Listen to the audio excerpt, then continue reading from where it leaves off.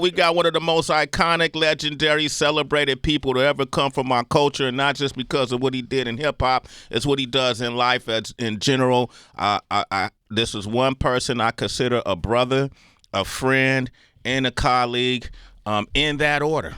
You know, we've been spiritually connected for years. I see him and I smile. I feel good when his presence is in the room, and I feel like I'm doing the right things when I'm along his path.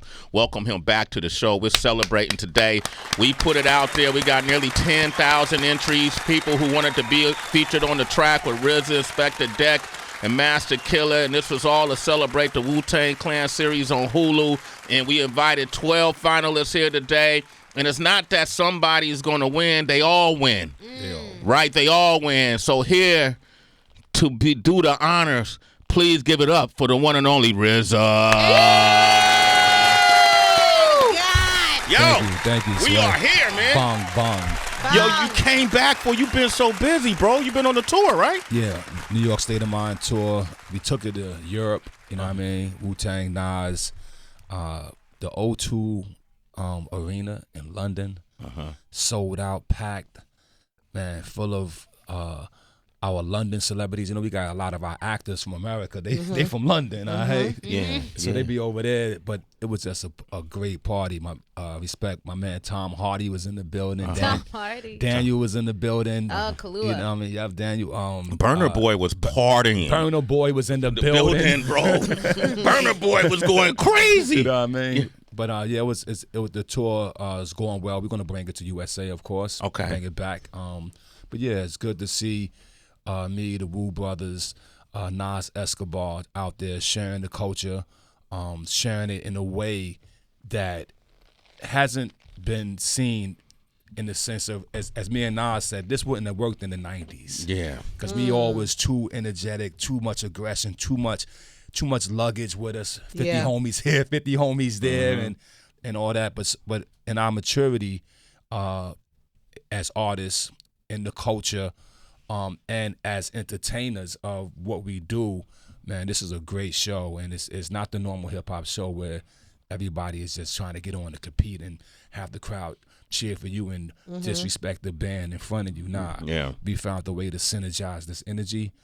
It's called the New York State of Mind. You know, hip hop is definitely world culture. You know what I mean? East, west, south, north, but it has its foundation, and its foundation is right here in the city of New York.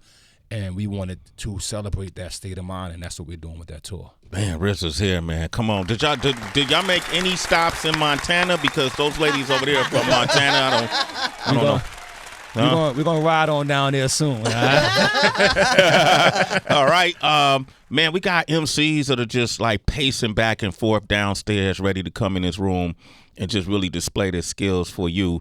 And it just remind me of a time when the first album came out for you all and how you guys were in that same predicament, right? Yeah, sitting in some radio booth, hoping that the DJ or the host will open up that microphone and let us get our freestyles off. And when they did, you know what I mean?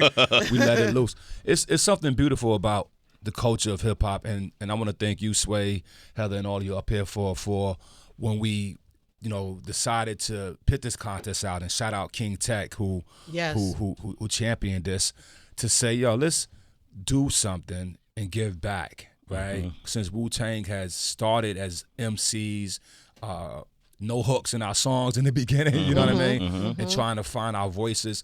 Let's give back and find other MCs out there, and you put it out there, and like you said, 10,000, probably more, but definitely 10,000 entries, of which had to be liquidated down, to 12, and this is not a contest or anything, but we have 12 MCs who have to make it here on their own accord to come spit their 16 live on Sway in the Morning. Come on. With the Abbott right there looking at you. Come on. Bong, bong. Heather said this. What? Tell RZA what you said, Heather. About what part? About the people when they come in the room. What's going to happen? A lot of choking, a lot of freezing, because it's different when someone is in person. Right. I was sharing, like, my first time to rap how I got my record deal, I auditioned in front of KRS-One. It was the most frightening feeling in the world back in 1990 when it was KRS-One. It's even now it's hard to rhyme with KRS-One. That's not an easy. Not an easy task. Thank you, RZA. And I'm also having a full circle moment here because, as Sway mentioned, my friends are here from Montana. Years ago, I was in LA. I was in a car with Brooke and another friend of ours, George's, and I was trying to explain to George and Brooke at the time about Wu-Tang. And I was talking about Wu and just saying how impactful they are. And my friend George was like, well, what do you mean impactful? What do you mean? And I was breaking it down to them. It might have been more than 20 years ago now that I think about it. And I played Wu-Tang Clan Ain't Nothing to Fuck With in the car. Do you remember this, Brooke? And shame on the nigga. And I did, but I needed them to understand. Like, did Brooke sing the song? No, Brooke didn't sing the lyrics. It was her first time hearing ODB and all right, that. We were in the back of the car. And for me, it's amazing. Like, to think about that moment in the back of the car, you know, them listening to Wu-Tang and you sitting here today and everything that has happened for hip-hop as we celebrate 50 years, as we celebrate, to RZA pointing out that there's a tour going on now, New York State of Mind, that wouldn't have happened, that couldn't have happened back at that time, and everything that you've been able to accomplish, and now you guys are at a point where you're giving back to MCs and artists. It's just beautiful for me all around. So there's a full circle moment for me too. Just that moment with my friend in the car when y'all first album came out. Crazy. What's up, Brooke? So speaking of that first album, that was in 1993. Yeah, 93. This is 2023. Wow. So this was 94 then when this happened for me. This was 94. That's 30 years. That's incredible. Yo, in fact, we actually we'll celebrate the 30th anniversary of 36 Chambers this November. Come on, man. You know what I mean? 30th anniversary of the first album. Tremendous. Yeah. That's crazy. What are you gonna do? You gonna do something? I'm gonna do something special in New York City. I'm gonna take over the Gramercy Theater. Okay. Right? Oh wow, dope. And I'm gonna resident myself there for a while. Ooh. And we're going to display and express 36 Chambers interpreted in a way that's never been done before. Crazy. So, you know, Live Nation, this is me talking about it early. We haven't even put our ad mat together, but the ad mat will go out November, celebrating 36 Chambers 30th anniversary. The RZA will do something very unique.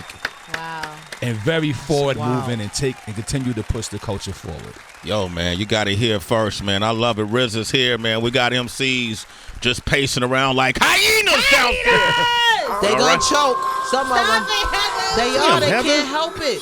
Come on. But listen, maybe they can't help it though. You know, RZA, considering you do not get to this legendary status by staying in your comfort zone. You've had to stretch yourself an innumerable amount of times. If you had to write up like a prescription that you could give some of the MCs who are nervous, you know, maybe some things that they should drink to change their physiology, maybe some internal dialogues that they should change, like, what would you say? I don't know, but I saw the intern brother. He had a box full of cups. I don't know what he had in those cups. Wait, Kalani? Kalani. Yeah, that's Kalani right there. Kalani, yeah. The brother took him down there. When he was walking with that box, I was like, it reminds me. I hate to say this out loud though. You know, when you get locked up and you be in the bullpen, right? And they just bring the coffee and the cheese sandwiches, and you be like, yo. It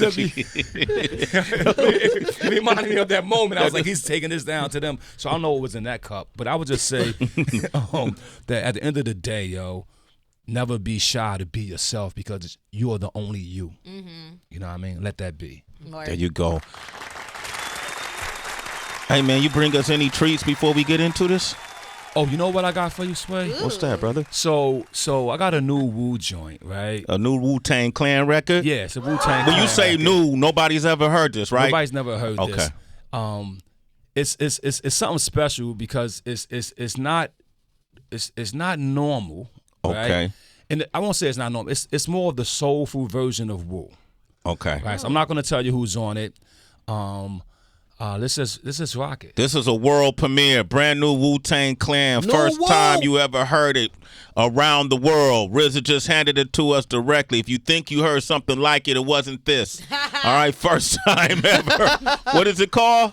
It's called Claudine. A law of mathematics. Let's go.